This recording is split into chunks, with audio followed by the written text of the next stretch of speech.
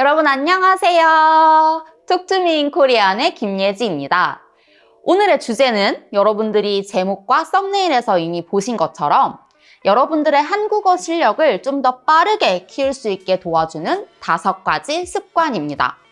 제가 이렇게 습관을 들이기 쉬운 5가지로 준비해 왔어요. 그래서 여러분들 오늘 재밌게 들으시고 한국어 실력 더 빠르게 쑥쑥 키워보시기 바랍니다.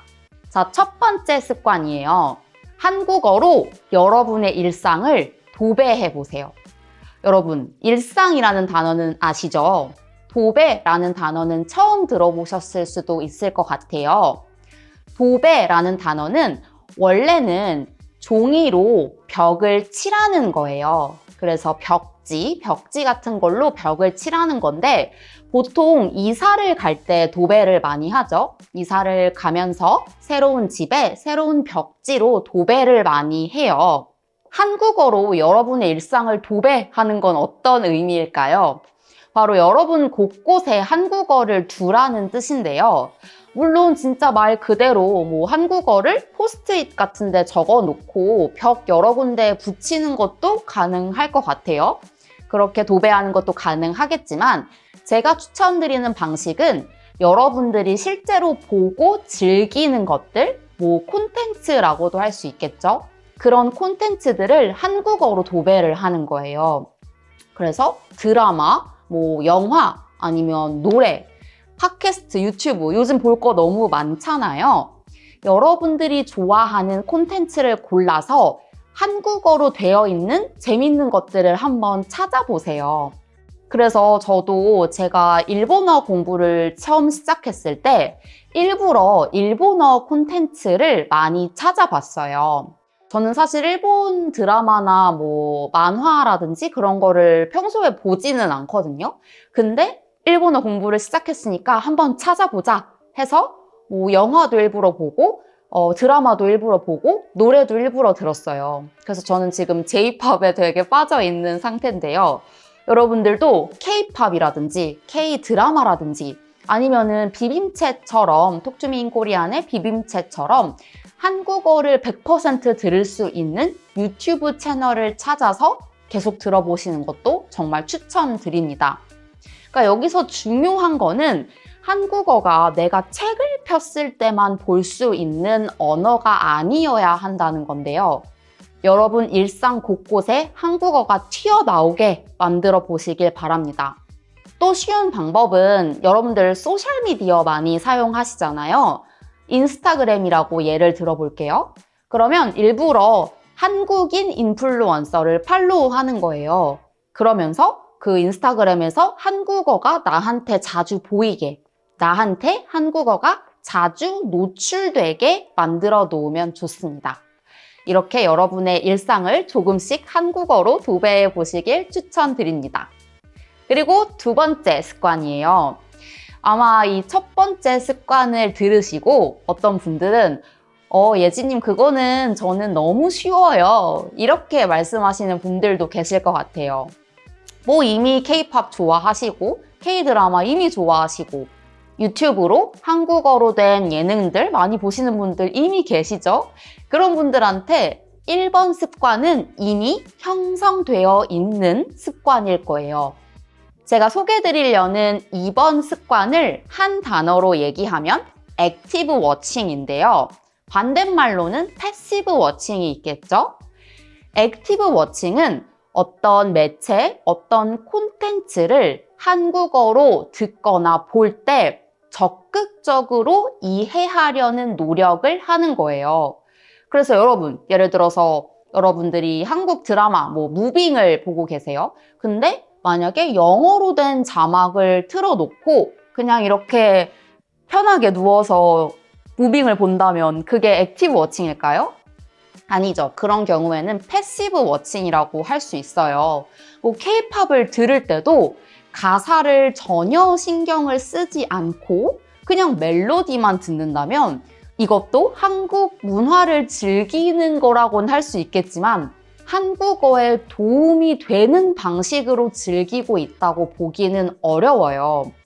그래서 만약에 액티브 워칭을 하고 계시는 분이라면 방금 전에 이 배우가 했던 대사, 어떤 대사를 말했는지 바로 말할 수 있어야 돼요. 그만큼 내가 한국어를 알아듣기 위해서 집중을 하고 있었다는 뜻이니까요. 그래서 언제라도 내가 보고 있던 영화, 드라마 일시중지하고 방금 나온 대사를 따라할 수 있어야 합니다. 이게 바로 액티브 워칭이에요. 그런데 오히려 초급자 분들보다는 중고급자 학습자 분들이 액티브 워칭을 놓칠 확률이 있다고 생각해요. 왜냐하면 이미 한국어로 콘텐츠를 듣고 이해할 수 있는 분들은 나는 이미 한국어로 듣고 있어. 나는 자막을 안 깔고 한국어로만 듣고 있어. 나는 공부를 하고 있어. 이렇게 생각하기 쉽기 때문인데요. 중고급자 여러분들, 한국어로 듣고 이해하는 것도 좋지만 내가 방금 그 상황에서 그 원어민이 한 것 같은 표현을 할 수 있는지 그걸 생각해 보시면서 들으면 좋아요.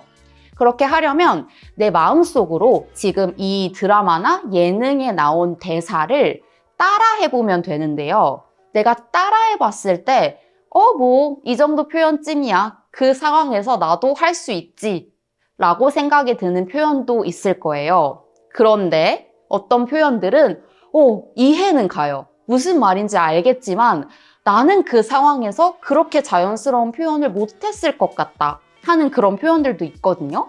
이런 표현들을 액티브 워칭을 통해서 여러분들의 것으로 만들어 가면 그냥 한국어 콘텐츠를 보는 게 아니라 좀 더 한국어 실력을 빠르게 늘릴 수 있는 방식으로 볼 수 있다고 생각합니다. 네, 지금까지 말씀드린 두 가지는 인풋에 관한 습관인데요. 앞으로 말씀드릴 세 가지는 아웃풋에 관한 습관들입니다.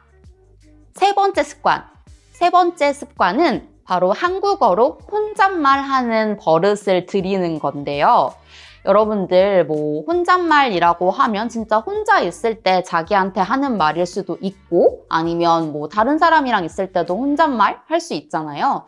근데 다른 사람이 듣고 이상하게 생각할까 봐 걱정되시면 혼자 있을 때 하거나 아니면 그냥 말로 안 하고 생각을 하는 것만으로도 효과가 있다고 생각해요.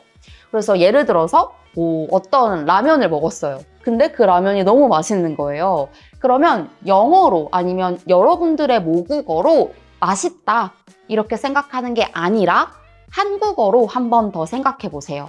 와, 이거 진짜 맛있다. 아니면 와, 이 가방 진짜 예쁘다. 나 이거 사고 싶었는데.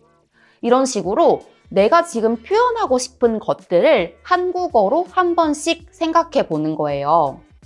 근데 만약에 아직 예진님 저는 아직 그렇게 하는 거 익숙하지 않아요. 아니면 조금 어색한 것 같아요. 이렇게 생각하시는 분들도 있다면 이런 팁을 사용해 보시면 좋을 것 같습니다. 일단 첫 번째로는 내 주위에 있는 것들을 내가 한국어로 표현할 수 있는지 살펴보는 건데요. 지금 제 앞에는 까만색 의자 3개가 있어요. 까만색 의자 3개가 있다. 이렇게 한국어로 내가 이야기할 수 있는지 한번 스스로 생각해 보는 거예요. 그리고 두 번째 방법은 어떤 시간을 정해두는 것도 좋아요. 그래서 나는 아침 7시부터 아침 8시까지는 좀 내 생각을 한국어로만 이야기해 보겠다. 이렇게 정해두는 거죠. 그런 다음에 그 시간을 점차 늘려가는 것도 좋은 방법입니다. 또 다른 한 가지는 장소에서 시작을 하는 건데요. 예를 들어서 나는 아직은 이 모든 것들을 한국어로 말하고 내 생각을 한국어로 표현하는 게 어려워 하시는 분들이라면 내 방에서부터 시작하는 건 어떨까요? 내 방, 내 책상에 있는 것들, 그것들부터 한국어로 말하는 연습을 시작하는 겁니다.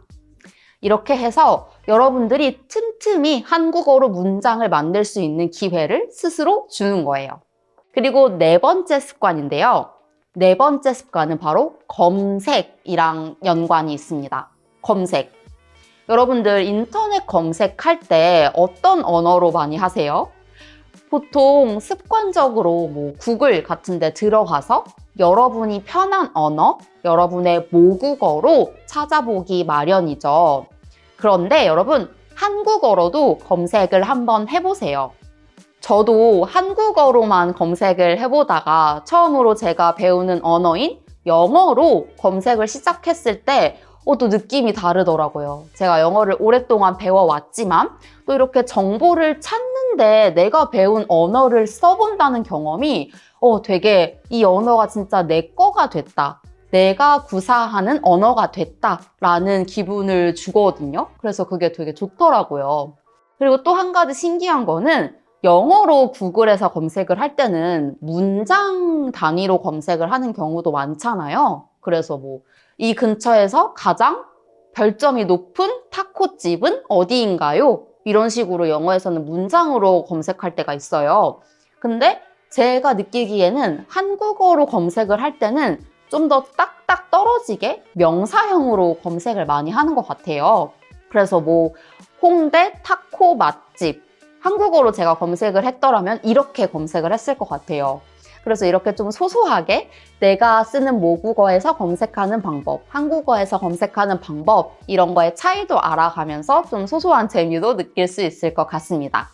그리고 검색을 한국어로 하다 보면요. 좀 배우게 되는 표현들, 특히 원어민이 자주 쓸 법한 표현들을 많이 배울 수 있거든요. 왜냐면 자동 완성 기능 있잖아요. 그런 기능을 통해서 내가 지금 표현하려고 하는 이 말을 보통 대다수의 한국인들은 이런 식으로 표현하는구나. 이런 것도 쉽게 익힐 수가 있어요. 그리고 여러분들 검색을 한국어로 하면 검색 결과도 한국어로 보겠죠? 이렇게 내가 한국어로 어떤 정보를 읽어드리는 습관을 기를 수 있어서 좋습니다. 그러니까 한국어에 내가 노출되는 양이 확 늘어날 수 있는 거죠. 그리고 마지막 다섯 번째는 습관적으로 이 질문을 나 스스로에게 해보는 겁니다. 나 방금 말한 거 한국어로도 할 수 있나? 이 질문을 저도 제 스스로한테 되게 자주 해요. 영어를 배울 때는 영어 질문을 나 이거 영어로도 말할 수 있나? 이렇게 많이 물어봤었고요. 지금 일본어를 배우고 있기 때문에 나 이거 일본어로 할 수 있나? 이렇게 많이 물어보거든요, 스스로한테. 여러분들도 한번 해보셨으면 좋겠어요. 이게 좀 도움이 많이 돼요. 그래서 초급자 분들의 경우에는 단어 단위에서부터 시작하는 게 좋을 것 같아요. 길을 가다가 제가 최근에 길에서 너구리를 봤거든요. 그래서 어떤 공원에 갔는데 너구리가 있는 거예요. 그래서 바로 생각이 들더라고요. 이 너구리 나는 지금 내가 배우고 있는 언어로 이 단어 말할 수 있나? 이렇게 스스로 생각해 봤어요. 여러분들도 이렇게 단어에서부터 시작하는 거를 초급자분들에게는 추천을 드리고요. 이제 중급자분들, 고급자분들의 경우에는 단어도 좋지만 그런 상황을 표현하는 방식, 표현 방식에 대해서 생각해 보시면 좋을 것 같아요. 예를 들어서 영어 표현에서는 맛있는 음식을 먹었을 때 와, 너무 맛있다 하면서 I can eat this every day 라고 얘기를 하잖아요. 그럴 때 다시 생각해 보는 거죠. 나 지금 이 말 한국어로 할 수 있나? 이렇게 했을 때 I can eat this every day? 나 이거 매일 먹을 수도 있겠는데? 이렇게 바로 한국어가 나올 때도 있어요. 그러면 또 여기서 다시 생각을 해보는 거죠. 이게 내가 번역은 할 수 있는데 이 표현이 실제로 한국어에서 많이 쓰이나? 이렇게 다시 한번 스스로한테 물어보는 거예요. 이 과정에서 검색도 많이 하실 거고 그러면서 정말 많이 배울 수 있게 된다고 생각합니다. 네, 여러분 이렇게 여러분들의 한국어 실력을 빠르게 키울 수 있는 5가지 쉬운 습관들을 소개해 드렸는데요. 이 모든 습관들의 공통된 목적은, 그러니까 요지는 여러분들이 일상에 한국어를 가득 채우는 거예요. 그래서 정말 어떤 책을 펴야만, 아니면 내가 한국어 강의를 들으려고 톡투미인 코리안 웹사이트를 들어갈 때만 한국어를 듣는 게 아니라 언제든지 한국어라는 언어로 읽고 쓰고 듣고 말할 수 있는 준비를 하는 겁니다. 여러분들 이 습관들 잘 들여보시길 바라고요. 그리고 여러분들이 가지고 있는 습관들 중에서 다른 학습자분들과 공유하고 싶은 게 있다면 댓글로 꼭 알려주세요. 그럼 다음 시간에 만나요. 안녕!